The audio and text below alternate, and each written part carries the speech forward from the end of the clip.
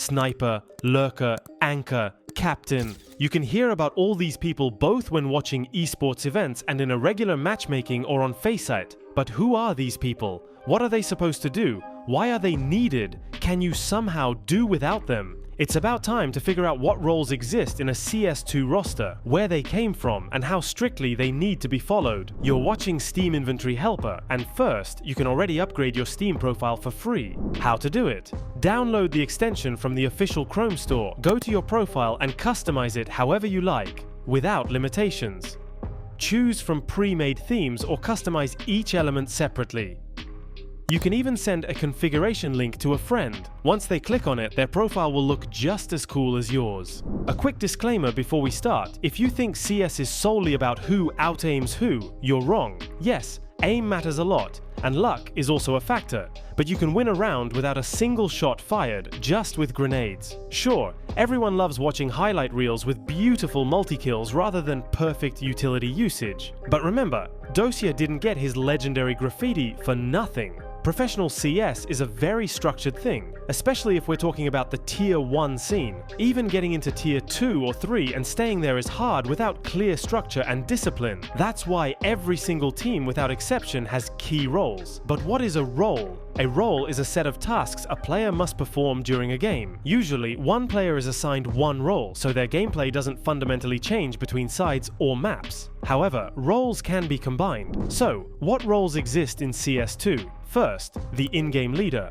or IGL, also known as the captain. According to many, this is the most difficult and responsible role in the team. The captain is responsible for making round calls, controlling the economy, keeping the right mindset during the match, and preparing tactics. The IGL must also be an authority figure for teammates, especially when the team is going through turbulence. If the team is losing, the first thing questioned is the quality of the calls, since the captain must think through his team's moves and predict the opponent's actions throughout the round. Their focus on shooting is often weaker. In many teams, the IGL will drop a good gun to a teammate and stay with just a pistol. That's why you rarely see captains with a consistently positive KD. Still, there are exceptions like Apex, Brolin, or Fallen, who often sit high on the scoreboard. But if the team is playing without ideas and the IGL is stuck at the bottom, questions arise. It's important to note that other players can also make calls during a round or based on information gathered over several rounds, but the final decision and responsibility always lie with the captain. The second most famous and oldest role is the sniper, the person who, when possible, buys an AWP or scout and makes it work. However, this role is not just about holding an angle in Mirage window or dust doors. The sniper must feel the timing, when to play aggressively, when to be more passive, and know not to hold the same position round after round. A smart opponent will adapt, smoke it off, rush another area, or force the sniper into an uncomfortable situation. Often, all eyes are on the awaper, and they are the main stars and highlight makers. It's no coincidence that in GOAT debates over the years, almost only snipers are mentioned. One of the best players in the world right now, Ziwu, has stopped being a full-time sniper over the years, playing rifles more often. Players like him are called hybrids. Looking at his recent stats, in Cologne he had just 22 AWP kills in 8 maps. 2.5 to 3 times less than his usual average. The main reason for this, as well as the general drop in AWP popularity, is that the weapon is much less effective in CS2 than in CSGO. Changes to tick rate, worse responsiveness, faster round pace with fewer rounds, and so on. Plus, let's not forget the nerf from 10 to 5 bullets in the mag. So, not seeing an AWP in a match is no longer unusual. Still, Shiro, Monesi, Torzi, and Molodoy continue to shine with the sniper rifle. Interestingly, some players combine sniper and IGL roles. Jame and Cadian are the most prominent examples. Those who play with regular rifles are called riflers, from rifle. Next, the Entry-Fragger, or opener. This player's main task is to get the first kill on the map. The entry. This is the player who peeks under a teammate's flash, tries to open a sight, and gathers the first information. Obviously, the entry needs perfect aim, strong positional reading, quick decision making, and phenomenal reaction. Enforce rounds with one rifle, the so-called hero rifle. It's usually given to the entry. This doesn't mean the first kill must always be theirs, but it's their main job. The best example of a perfect entry in modern CS is none other than Donk. He gets the open, then another frag, and stays alive. But in the Cologne final against Moose, the opponent studied Daniel's favorite spots and knew exactly where to expect him, shutting him down effectively. The next role is the Lurker. It's not purely offensive like the opener, but in most rounds the defense doesn't have such a player. The Lurker plays separately from the main group, often without utility, looking for contacts or waiting for rotations. They don't join the main site push, but work another part of the map to catch rotating players or gather information so the team can adjust the attack plan. Their play can be described as shaking the map. A defender who pushes too early or rotates at the wrong time becomes a free frag or source of info. A Lurker can gather info for several rounds without revealing themselves. Based on the patterns they discover, the team can play an unexpected round. So, if someone in your game doesn't rush +W into site with you, don't rage or call them AFK or a rat. They might be playing macro and securing future rounds. Look at how Tnir played the Lurker role. Идеальный тайминг, куда-то мучиться. А он идеальный игрок. Он идеальный игрок. Его не просто так взяли в героев. Туда берут только идеальных игроков. Фрозен сейчас опасно.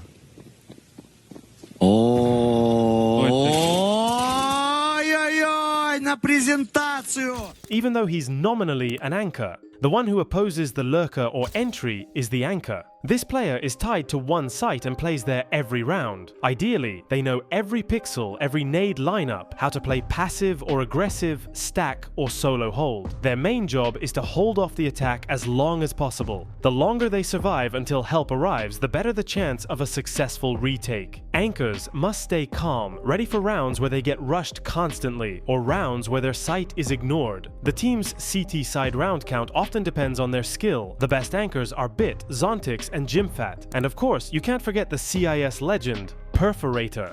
Another mostly defensive role, though sometimes in attack, is the support. This player always prioritizes buying full nades and kits, drops good guns to teammates, and often plays with an SMG or pistol themselves. Another key job for support is trading. They must be ready to refrag. The anchor and support roles can overlap, and sometimes anchors focus entirely on supporting teammates. Often, the IGL will also take on support duties, sacrificing their gun for a drop and nades. Recently, Chopper spoke on stream about his readiness to help Donk. Вот. И когда есть такой игрок, блядь, конечно я рад. Ты чё, ебанулся? Ты играешь с лучшим в мире. Как ты можешь быть не рад? В соло, не в соло. Ну, в соло, ну, бля, хуёво. Бывает, подставляем. Но мы стараемся ему помогать. Я ему приношу колу зеро, когда есть возможность. Где-то дропаю ганы. И все, что в КС, я, в принципе, уже рассказал. Готов ему носить еще доставку, если ему нужно будет. Выполнять какие-то бытовые услуги. В принципе, все будет. At the same time, a support must make the most of what they have. Probably the most famous and skilled support in history is Xyp9x. His signature nades and ability to win impossible clutches with just a SMG earned him one of the coolest nicknames in the community, the Clutch Minister. With the player roles sorted out, the team still has more than just them. There's also the coach and other staff. The coach is crucial for shaping the team's play. They handle practice schedules, tactics, communication, prep for opponents, in-game coordination, and motivation. It's traditionally believed that a good coach is key to success. Great aimers without good coordination don't work. But lately, there are more examples to the contrary. Falcons with legendary Zonic and a great roster can't get out of groups, Natus Vincere with Bladeface Turbulence, and some teams change coaches often or play without one. VP parted ways with 2 coaches in half a year, while Complexity played about 6 months without a coach. Speaking of standard team practices, let's mention boot camps. What was once considered a key to success is now skipped by some. Cologne winners Team Spirit haven't done boot camps for over half a year, saying the tight schedule makes them unnecessary. Falcons even had a boot camp without PCs, though devices and practice are clearly something they could use. Alongside the coach, teams have a manager. They handle organizational tasks, equipment, travel, boot camps, communication with tournament organizers and Valve, media activities, finding scrims and registering for tournaments. And that's not even the full list. Every serious roster has a manager, sometimes 2. For example, Afirin joined Vitality on January 3rd this year, replacing Mathieu, who'd been the manager for 5 years since almost the team's founding. It was with Afirin's arrival that Vitality's era began, and when 6 months later, on July 12th, Mathieu returned, the Bees went out in Cologne semi-finals. Coincidence? Maybe. But some believe managers can affect the team's play through the little everyday details surrounding the roster during endless flights and hotel stays. Some teams also have a psychologist. This trend came from from traditional sports but hasn't yet fully caught on in esports. Opinions about psychologists are mixed, mostly because there aren't many specialists working directly with esports players. Some teams also have a dedicated scout. Their job is to find promising players to sign for the academy or main roster. In teams without academies, this usually falls to coaches or managers. The scout can define the team's future for years ahead, as their professional skill determines the roster's development direction. In conclusion, a CS roster is not just 5 players who can get a few more frags than another 5. It's a deep structure with specific roles, and the team's success depends on how well each person fulfills their responsibilities. This was Steam Inventory Helper. See you next time.